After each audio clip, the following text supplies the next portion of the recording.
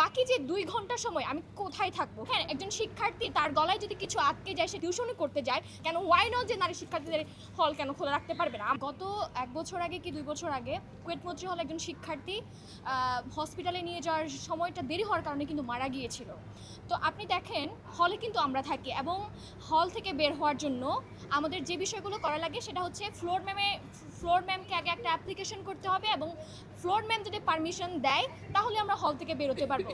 কিন্তু দেখেন, একজন শিক্ষার্থী তার গলায় যদি কিছু আটকে যায়, সে যদি ইমিডিয়েটলি অসুস্থ হয়ে পড়ে, সেটা স্ট্রোক করে, সব হলগুলো কিন্তু ডিএমসি থেকে খুবই কাছে, কিন্তু তারপরে যে মৈত্রী হলের যে মেয়েটা মারা গেছে সেটার দায়বদ্ধতা কিন্তু আমাদেরকে মানে ভাবতে ইয়া করে, মানে ভাবায় যে আসলে এত তাড়াতাড়ি দেশের সবচেয়ে স্পেশালাইজড হসপিটালগুলো থাকার পরেও ঢাকা বিশ্ববিদ্যালয়ের শিক্ষার্থী কীভাবে মারা যাচ্ছে সেটা একটা ইস্যু। মানে এই যে ধরেন, আমি ডাকসুর সদস্য, ডাকসুতে 28 জনের মধ্যে নারী শিক্ষার্থী আছে 7 জন, কিন্তু যখন কোনো একটা ইনসিডেন্ট হয়, কোনো একটা নারী শিক্ষার্থী যদি অসুস্থ হয়, সেই নারী শিক্ষার্থী যদি আমি হসপিটালে নিয়ে যেতে চাই, তাহলে তার বের হওয়ার জন্য এবং আমার বের হওয়ার জন্য যে সময়টা আমার ব্যয় করতে হয়, সেটা কিন্তু কোনো একজন ছেলে শিক্ষার্থীকে করতে হয় না। তারা চাইলে রাত 2টা বাজে প্রক্টোরিয়াল টিমকে ফোন করে সাথে সাথে চলে যেতে পারে, কিন্তু সেটা আমি করতে পারছি না। তাহলে আমরা যে নারী এবং পুরুষের যে অধিকারের কথা বলছি, তাহলে এই জিনিসটা কিন্তু এখানে খর্ব হচ্ছে।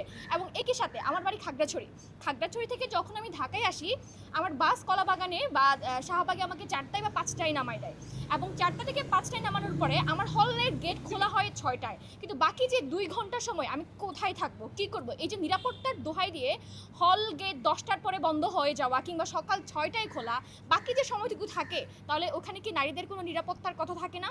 আমরা এসব কারণে আমরা 24 ঘন্টা হল খোলা চাই। এবং এখানে একটা প্রশ্ন আসতে পারে যে, এবং বাংলাদেশে এই যে একটা ন্যারেটিভ এস্টাবলিশ হয়ে গিয়েছে যে 24 ঘন্টা হল খোলা বা বন্ধ রাখার ব্যাপারে, আপনারা দেখেন জাহাঙ্গীরনগর বিশ্ববিদ্যালয়ের কথা, আপনারা দেখেন চট্টগ্রাম বিশ্ববিদ্যালয়ের কথা, এখানে কিন্তু 24 ঘন্টা নারীদের হল খোলা থাকে এবং এখানে কোনো ধরনের ইনসিডেন্ট হয় না।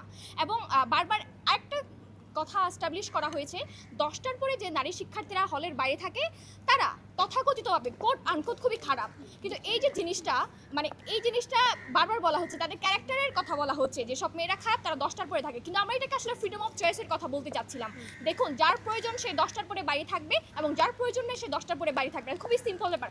অনেক শিক্ষার্থী আছে যাদের বাপ মা খরচ দিতে পারে না, অনেক প্রত্যন্ত অঞ্চল থেকে এখানে পড়াশোনা করতে আসে, তাদের কিন্তু নিজেদের টাকা পয়সা নিজেদেরকে জোগাড় করতে হয়। তাহলে যে মেয়েটা এই যে ঢাকা বিশ্ববিদ্যালয় থেকে অনেক দূরে মিরপুরে কিংবা মোহাম্মদপুরে কিংবা লালবাগ কেল্লার অনেক ভিতরের জায়গায় টিউশনি করতে যায়, তার কিন্তু 10টার পরে কিন্তু হলে প্রবেশ করতে হয়, তাকে কিন্তু এই জিনিসটা দেখতে হবে। তাহলে এই যে একটা ন্যারেটিভ এস্টাবলিশ করা হচ্ছে যে 10টার পরে যে মেয়েটা বাইরে থাকে এবং 10টার পরে যে মেয়েরা হলে মানে বাইরে থাকে, এখানে যে ক্যারেক্টারটা চরিত্র হনন করার চেষ্টা করা হচ্ছে, এগুলা কিন্তু আমরা দেখতে পেয়েছি একটা গ্রুপ অফ পিপলরা করে। আমরা বিশ্বাস করি নারীদের সব ধরনের অধিকারের কথা। এখানে কোনো একটা পুরুষ শিক্ষার্থী যদি 24 ঘন্টা পুরুষ শিক্ষার্থীদের হল যদি 24 ঘন্টা হল খোলা রাখতে পারে, কেন ওয়াই নট যে নারী শিক্ষার্থীদের হল কেন খোলা রাখতে পারবে না? আমাদের এটা দৃঢ় বিশ্বাস এবং আমরা খুবই বিশ্বাস করি একটা মৌলিক অধিকারের।